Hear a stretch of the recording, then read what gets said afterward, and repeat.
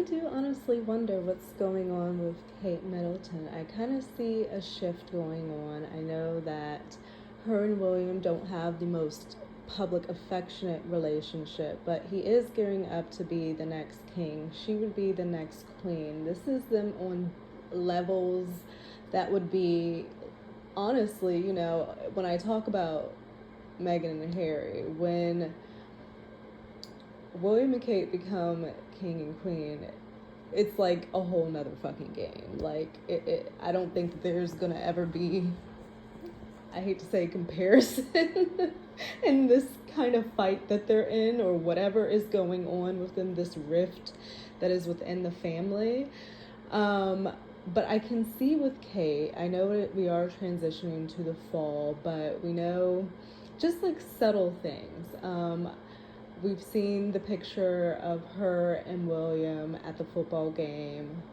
They were watching the football game for their son, and they were pictured in the school, kind of very off-duty, relaxed, jeans, raincoats, caps and everything like that, in an aesthetic we've never really seen them in. Just very relatable, like you and I going to go take our children to a game and just happen to get caught in the rain. That's exactly how we would look. And I guess somebody got a picture of them and released it, but that doesn't happen often. Timing is key with everything. I really don't believe that anything is coincidence nowadays at all, ever. We know she got the haircut. She's also been wearing these pantsuits, and like I was saying, I know we're transitioning into the fall, but I don't know, it is a different look for her, a more business-like look in the more wide leg. As it's like not as tailored to her body. And I do think that may have something to do with other things, because they may not want to accentuate some things with like her body or whatnot. So I am seeing like a wider fit that we may have seen on Meghan, so people are trying to like compare the two. I did also see that she went to like this textile fabric factory or whatnot as one of her events or engagements that she had to do through her day as being a working royal. You have to go and do those things.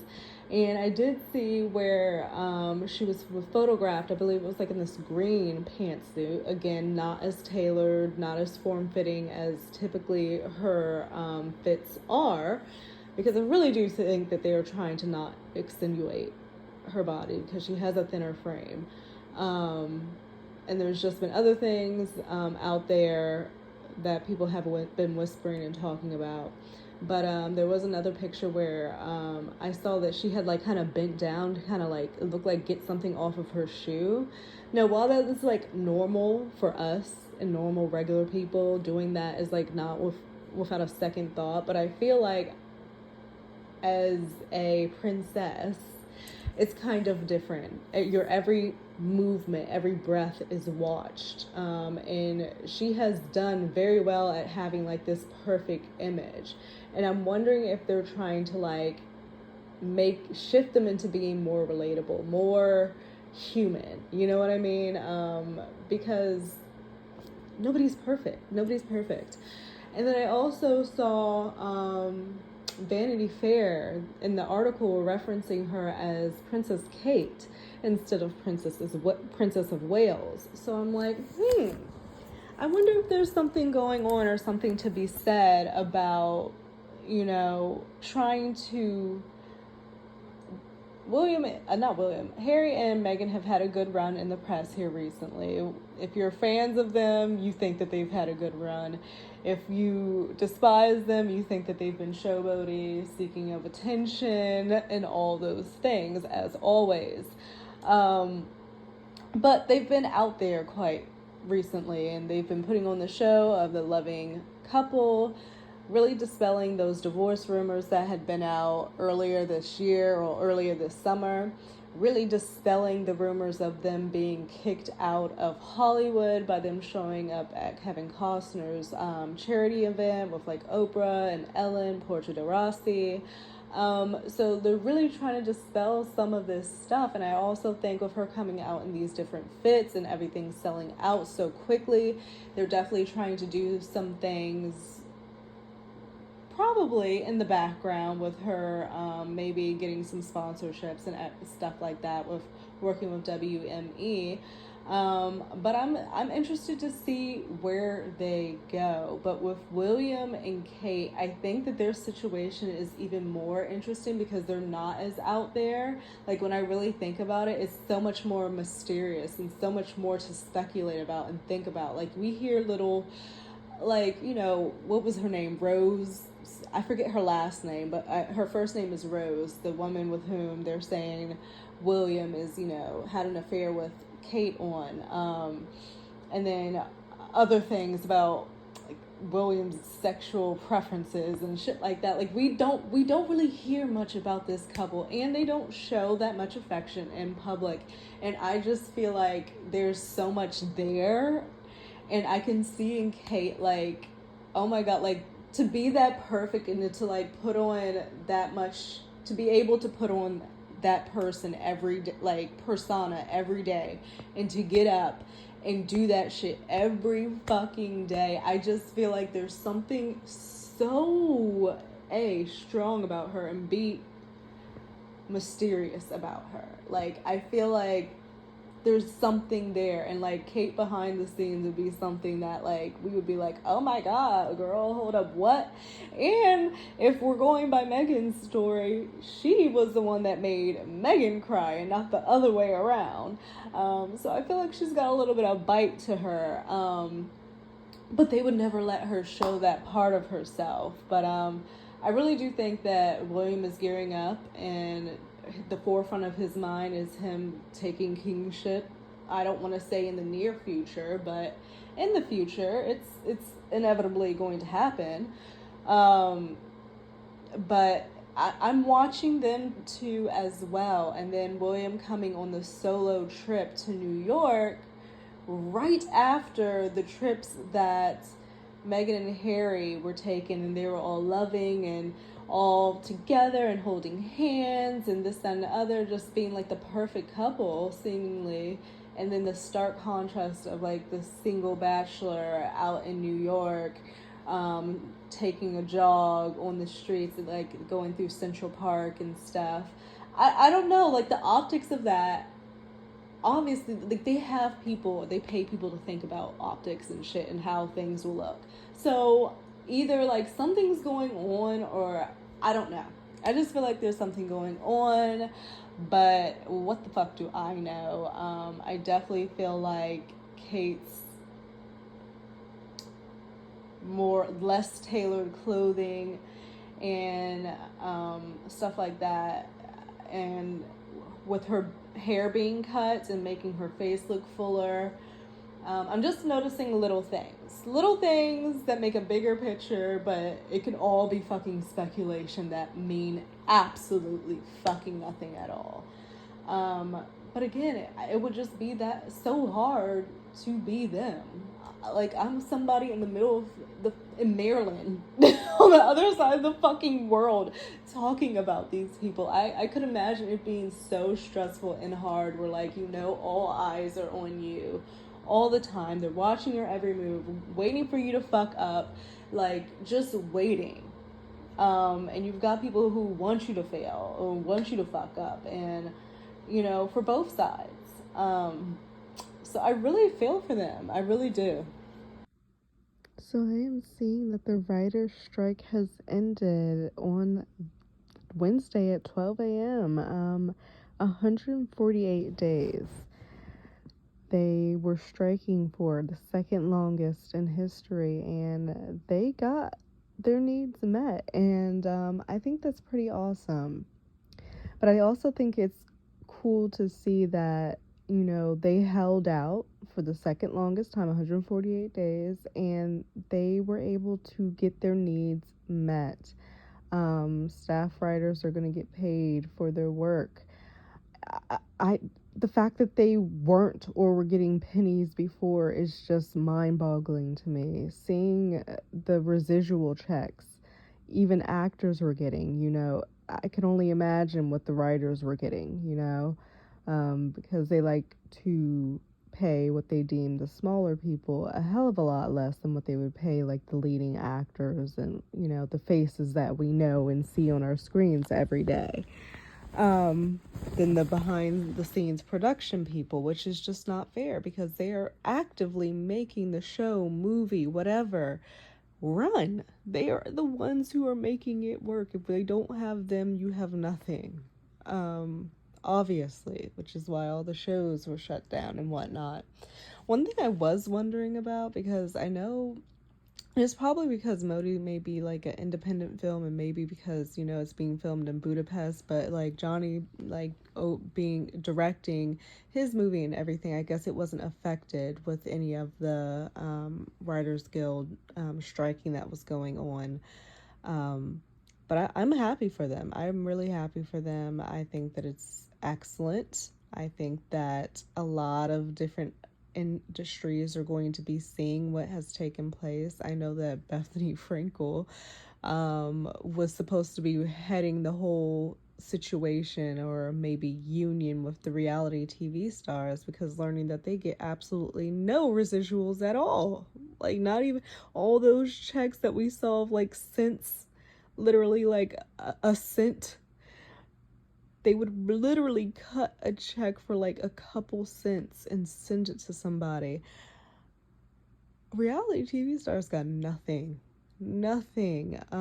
So I definitely think them seeing this be successful for the Writers Guild, maybe that's gonna light a fire under their asses even more, and just realize, we may have to wait out, but it could work. Because I definitely do think the ladies, or all these people in the reality shows, I don't want to just say the housewives, but all the reality shows. I watch so much reality TV.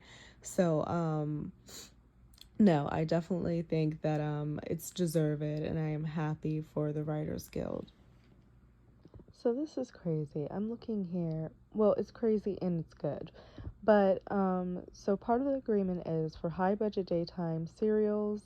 So I'm guessing like soap operas and stuff like that move to streaming services, to any streaming company, must give notice and negotiate with the guild for all terms and conditions, including initial compensation and residuals. So, first of all, I didn't know that daytime specials were high budget, but they are. If per this agreement, the guild has to be notified if they are being taken to a streaming company and they are going to be compensated. But what really has shocked me is that they're only asking for 1.2 residuals to apply. This is what's in the agreement. 1.2% residuals applies to all high budget programs. All they were asking for was 1.2%, and these companies who are raking in millions and millions off of these shows and actors and writers didn't want to give them 1.2%. The greed and audacity. I am so happy that they held out. You know, that's just so fucking greedy that, like, they weren't even asking for anything fucking excessive. It wasn't excessive. 1.2%. Wow. I'm so happy for them. So I am seeing about Jamie Lynn Spears. I see Britney is online dancing with knives, and she had the dogs in the background, and they were a little scared and skittish, and she said that they were Halloween knives, but they kind of look like real knives. But Britney is living her life in her house, dancing, doing her, I hope, happy, healthy, free, living her life exactly how she wants to. Now, for other people in her family, Jamie Lynn Spears has joined Dancing with the Stars. Along Ariana from Vanderpump is also on there, and she did so well on Dancing with the Stars from her dance that I saw, her first dance. She did so good. But I forgot that she also came on to Vanderpump as a dancer, like a backup dancer for Sheena's first show. So I was like, okay, so she had dancing background already, so that makes sense as to why she was so good. She looked like a freaking professional. However, Jamie Lynn Spears was on Dancing with the Stars as well. Interesting choice. But when you gotta get a bag to keep on moving, you didn't got cut off from the faucet that you were literally just tapped into from your damn sister for years. You gotta go out there and work. What Kim Kardashian say? You gotta get up off your ass and work and make your money. So she's out here on Dancing with the Stars. I just saw her first dance. I will be honest. I thought it would be so much worse. She did a lot better than I thought. But B, she is really stiff. She's very, very stiff. She's gonna have to, but I can imagine it being very nerve-wracking. Dancing is not her background. Her sister was the entertainer, the dancer, all of those things. Naturally. To her, it's very obvious that she has to try. She has to put effort. It is not a talent that comes naturally to her, and even with the effort given, it's very stiff. It's very dry. It's very like, okay, let's go through the steps. Let me make sure I can get my steps right, but no added flavor and zhuzh to it, because the focus is on just getting the steps. So whereas like Rihanna had that flow, not Rihanna, Ariana had that flow to her dancing, and that confidence, and she flowed into the next step very easily. I feel like everything that I saw with Jamie Lynn Spears was just very,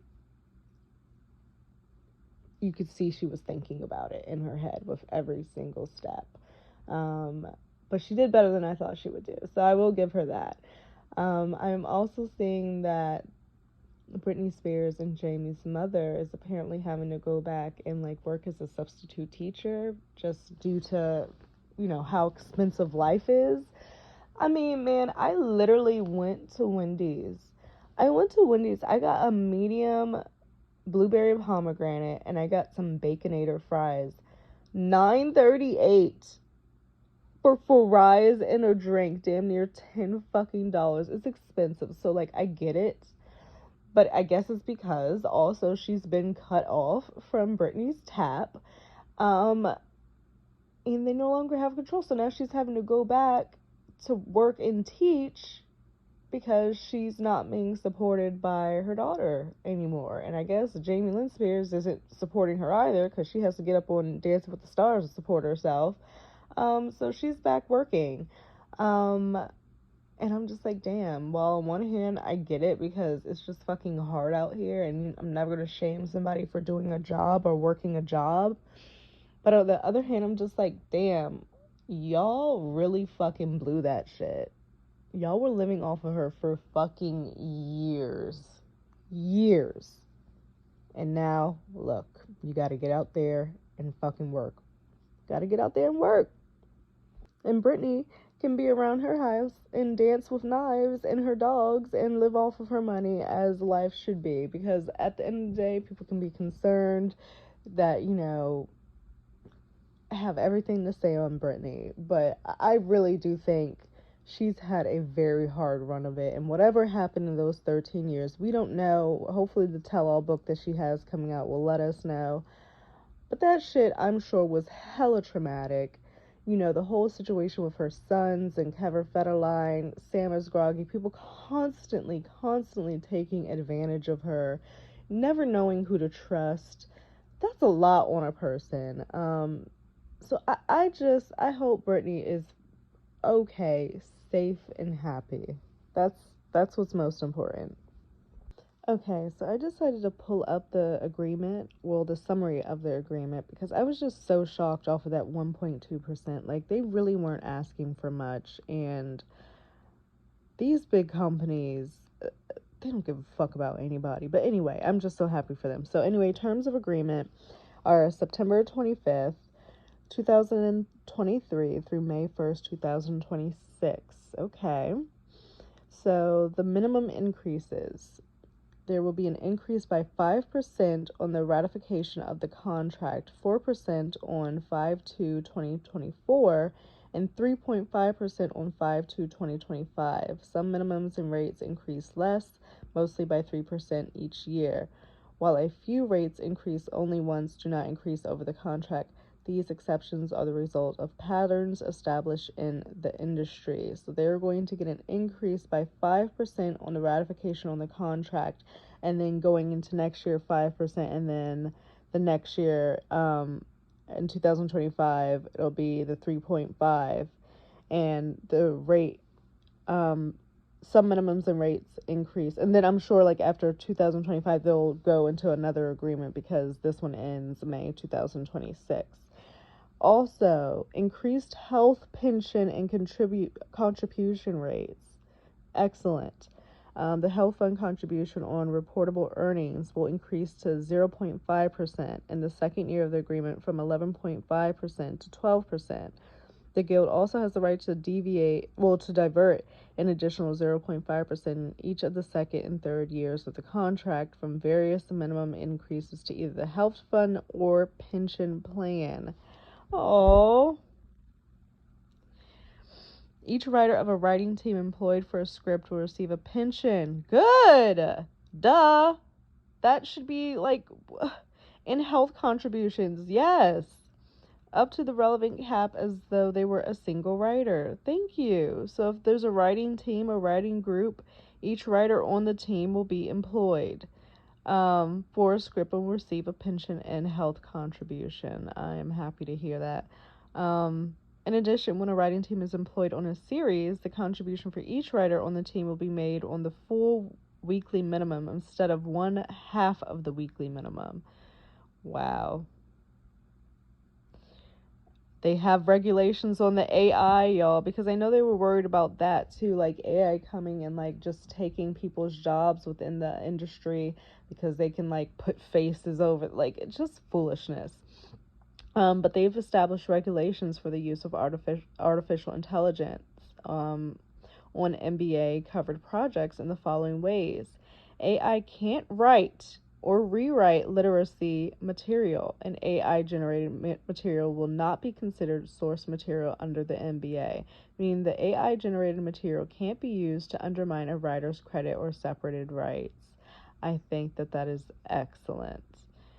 And I even, like, from my job that I do, I didn't even think about how AI could be used, but we had to literally sign an agreement that we would not use AI to do our work.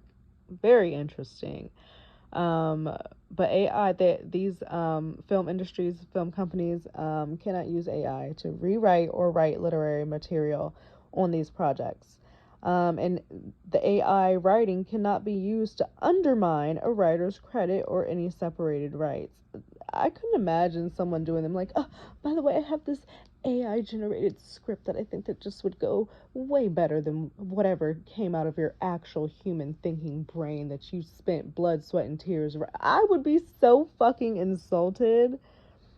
It also says a writer can choose to use AI when performing writing services if the company consents, provided that the writer follows applicable company policies, but the company can't require the writer to use AI when performing writing services. So they're saying if a writer chooses to use the AI services, platform, whatever the fuck, the chat GPT, if they choose to use it, then they can if the company that they're working with consents to that. But they can't be forced to use this AI software, and it cannot be used to undermine them, or it cannot be used to be forced with them, or can be considered literary material. Wow. The company must disclose to the writer if any materials given to the writer have been generated by AI or incorporated AI generated material. I think that's also very valid. The WGA reserves the right to assert that exploitation of writers' materials to train AI is prohibited by NBA or other law. Right, like, do not have the Writers Guild teams and writers, being used to make this service, this AI GP chat, better, because it's using their intelligence to then use this software that could then come and jeopardize their jobs. That wouldn't be fucking fair.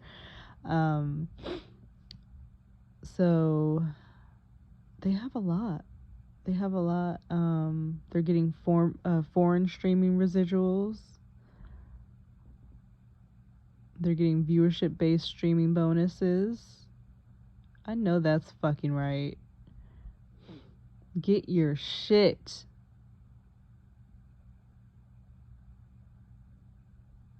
Weekly pay increases. Increased compensation for series employment, weekly pay, and staff writer script fees. Weekly pay increases. The minimum weekly rates for staff writers and Article 14 writers will increase by the overall minimum increase 5 to 4%. The increases for staff writers go into effect immediately. Good. Pay them. And those for executive story editors go into effect Sunday after the ratification. Wow. Pay them. Good for them. They weren't asking for that much, y'all. Like, that's what's fucking crazy. They really weren't. So, if you guys want to check it out, they have it on the WGA website. They have the full contract, and then they also have the summarized contract that was agreed upon, the tentative agreement. So I'm just very happy for them, because my goodness. And apparently this agreement is solely for the writers. The actors are going to have their own separate thing going on and having their demands met. But what's crazy is, because I don't know if you heard, Drew Barrymore came out with this video, how basically she was explaining that literally probably like last week, maybe a week and a half ago, explaining how she's bringing her, daytime talk show back, and it's been a very hard decision, but she has people in her team who are also not working, who need to provide for their families and this and another. I'm sure she was getting pressure from so many sides.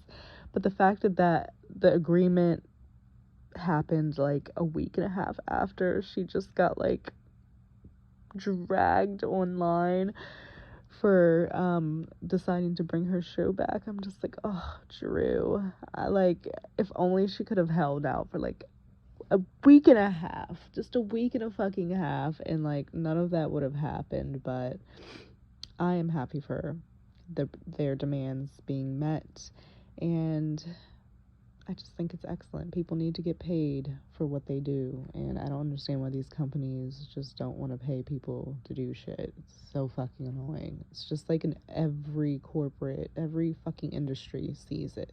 People don't want to pay you.